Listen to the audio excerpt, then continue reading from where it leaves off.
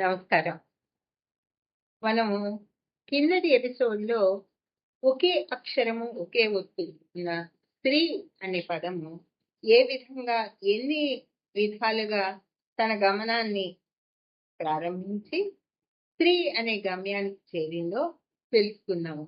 అంటే ఒక అచ్చు సహాయాన్ని తీసుకొని, ఒక గుణింతపు గుర్తుగా మారిన అచ్చు సహాయాన్ని తీసుకొని, 'టీ'గా మారి తర్వాత 'రా' అనే హల్లు సహాయాన్ని తీసుకొని దాని ఒత్తుని స్వీకరించి 'స్త్రీ'గా మారింది. ఇప్పుడు మనం ఏం చేస్తున్నామంటే, ఏమిటమ్మా ఈ సొద, అసలు ఈ సోది ఏంటి? మాకు రావనా ఏంటి? అని మీరంటారని నాకు తెలుసండి. ఈ ఒత్తుల ఒత్తిడిని ఈ ఎపిసోడ్‌తో పూర్తి చేసేసుకుంటున్నామండి.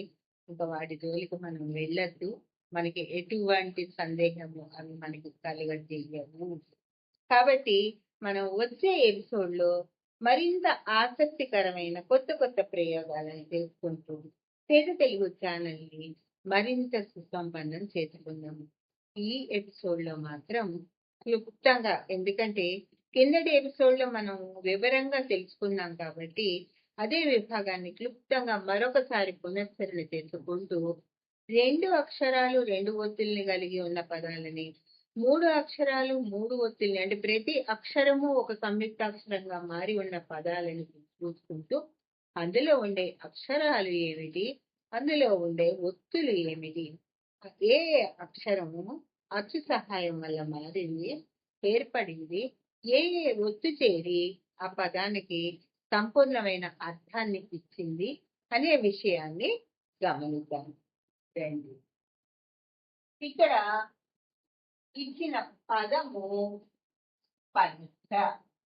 ఈ పదం మన అందరికీ పరిచయం ఏంటంటే గుడ్ టచ్, బ్యాడ్ టచ్ అంటూ మనం చిన్నపిల్లలకు కూడా నేర్పిస్తూ ఉంటాము.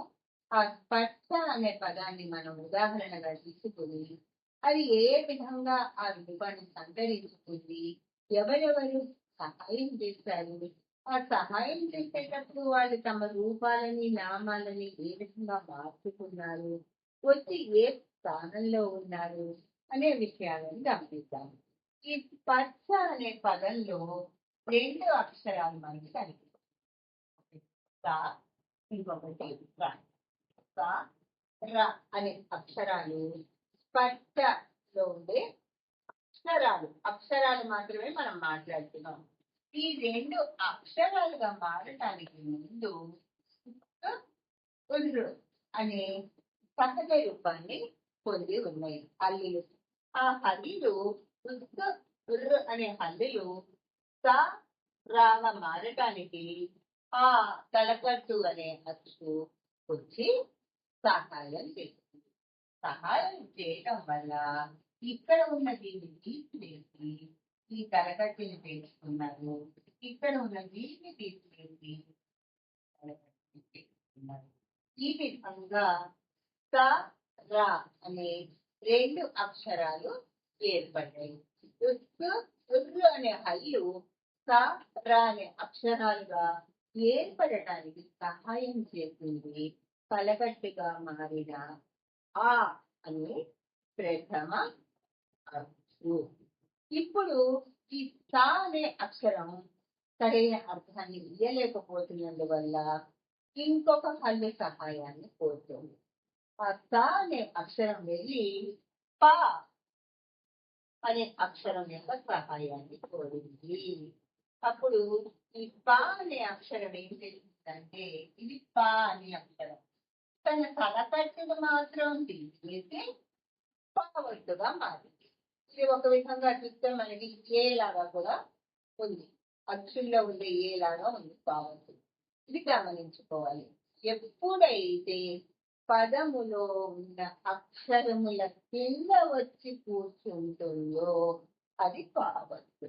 ఇప్పుడు ఉదాహరణకి ఇక్కడ ఎలుక, ఇది ఒకటే వరుసలో మిగతా అక్షరాల్లో సరిగ్గానే ఉంది కాబట్టి ఇది అచ్చు. దీని ముందు ఉన్న అచ్చు సర్పము పాము అన్నప్పుడు ఇది పా ఇది ఎలా గుర్తిస్తున్నాము? ఈ ఏ అనేది ఏ వరుసలో ఉంది, బాగా మారిన బావత్తు రా అనే అక్షరం కింద వచ్చి తన స్థానంలో కూర్చుంది. అదే విధంగా ఈ పా అనే అక్షరం పావత్తుగా మారి ఈ తా అనే అక్షరం కింద వచ్చి తేలిన తర్వాత పా అనే అక్షరం ఏర్పడ్డది. ఇక్కడ మనకి కా అనే అక్షరం ఏర్పడింది. ఈ కా అనే అక్షరానికి పావత్తు వచ్చి సహాయం చేయడం వల్ల పాగా ఒక సంయుక్తాక్షరం ఏర్పడింది. అదే విధంగా రా ఏం చేస్తుంది? నువ్వు బాగా అడిగావు కదా, నేను వెళ్ళి స అనే అక్షరం సహాయం కోరుతాను అని ఈ రా అనే ఉండే అక్షరము స యొక్క సహాయాన్ని కోరి స ఒత్తుగా రాగానే ఈ విధంగా ఇవి రెండో కలిసి ఈ రెండు కళ్ళులు కూడా తలకట్టుని తొలగించుకునే వర్గానికి చెందిన కళ్ళులు. అంటే ఒత్తులు 3 రకాలు అనుకున్నాం కదండి. పూర్తిగా మారిపోయేవి, అసలు మారనివి, తలకట్టును మాత్రము తొలగించుకుని కొంచెం మనకి హింసిస్తుంది. ఇవి రెండు కూడా చాలా సహాయ స్వభావం ఉంది కాబట్టి కొంచెం తలకట్టు తీసేసి మనకి తెలుసుకోవడానికి చాలా క్లూగా ఉంటున్నాయి. ఇప్పుడు ఇందులో మనం చేయాల్సింది ఏ ఏ పదాలలో ఎన్ని అచ్చులు ఉన్నాయి, ఎన్ని పళ్ళులు ఉన్నాయి, ఎన్ని ఒత్తులు ఉన్నాయి. అంటే అచ్చులు గురింత పూర్తిగా మారినాయి, పళ్ళులు ఒత్తులుగా మారినాయి. కొన్ని హల్లులు అదే రూపంలో ఉన్నాయి. అది ఏమిటి అనేది మనం ఇప్పుడు గమనిస్తే హల్లులు 4 హల్లులు ఉన్నాయంటున్నారు. ఏమిటా 4 హల్లులు? స అనేది ఒక హల్లు, రా అనేది 2వ హల్లు, పావత్తుకి ఇచ్చిన పా అనేది 3వ హల్లు, చ అనేది 4వ హల్లు. ఈ పదంలో 4 హల్లులు ఉన్నాయి. 2 హల్లులు ఈ రా అనే హల్లులు అచ్చు సహాయం తీసుకున్నాయి. ఈ 4 హల్లుల్లో 2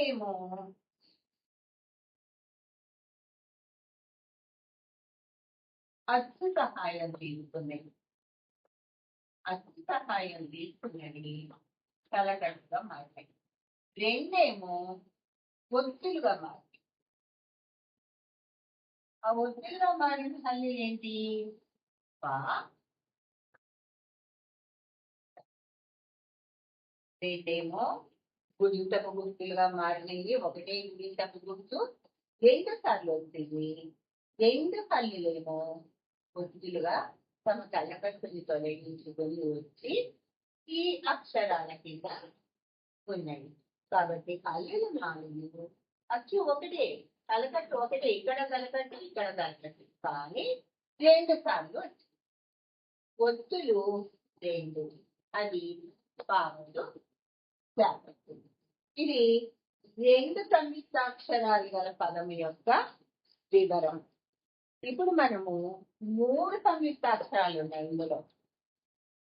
ప్రత్యర్థి, ఇది ఎక్కువ మనం ఎలక్షన్స్ అప్పుడు వింటూ ఉంటాం. ఈ పార్టీకి వీళ్ళుంటే వీళ్ళకి ప్రత్యర్థిగా వీళ్ళు వస్తున్నారు అని. ఈ ప్రత్యర్థి అనే దాంట్లో 3 అక్షరాలు ఉన్నాయి, 3 ఒత్తులు ఉన్నాయి.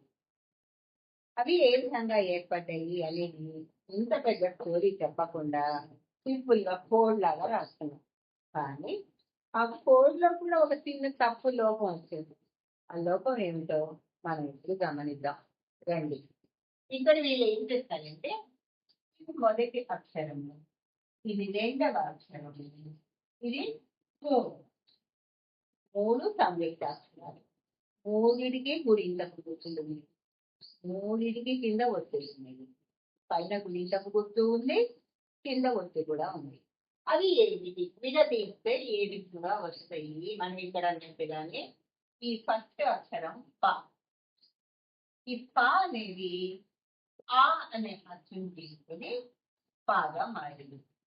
ఎందుకంటే ఈ ఆ తలకట్టుగా వచ్చేసి ఇది తెలిపేసి బాగా మారింది. తా అనేదేమో యా అనే దాన్ని తీసుకుని తాగా మారింది. రా అనేదేమో హాని తీసుకుని బాగా మారింది. ఇక్కడ వచ్చిన ఈ అని గుడి వచ్చింది కాబట్టి ఇక్కడ వచ్చిన అక్షరం ఈ ఇక్కడ కనకట్టు వచ్చింది కాబట్టి ఇక్కడ వచ్చింది ఆ, ఇక్కడ వచ్చింది కూడా ఆ. అయితే ఇక్కడ ఒక తప్పు జరిగింది అంటున్నారు. ఈ రెండు అక్షరాలు సరిగ్గానే వచ్చాయి కానీ ఈ మొదటి అక్షరంలో ఒక తప్పు జరిగింది అంటున్నారు. ఏమిటి అంటే ఈ ఒత్తుగా వచ్చిన హల్లిని మర్చిపోవటం. ఎందుకంటే బాగానే వస్తుంది కానీ ప్రా అని రావట్లా, రావట్లా. కాబట్టి సరి అయిన సమాధానం ఏమిటంటే అనే హల్లు ప్లస్ అనే హల్లు ప్లస్ ఆ అనే హల్లు చేసి ప్రా అనే సంయుక్తాక్షరము ఏర్పడుతుంది. అదేవిధంగా ఉత్తు అనే హల్లు, పి అనే హల్లు, ఆ అనే అచ్చు చేస్తే యా అనే హల్లు, ఉత్తు అనే హల్లు, ఈ అనే అచ్చు చేస్తే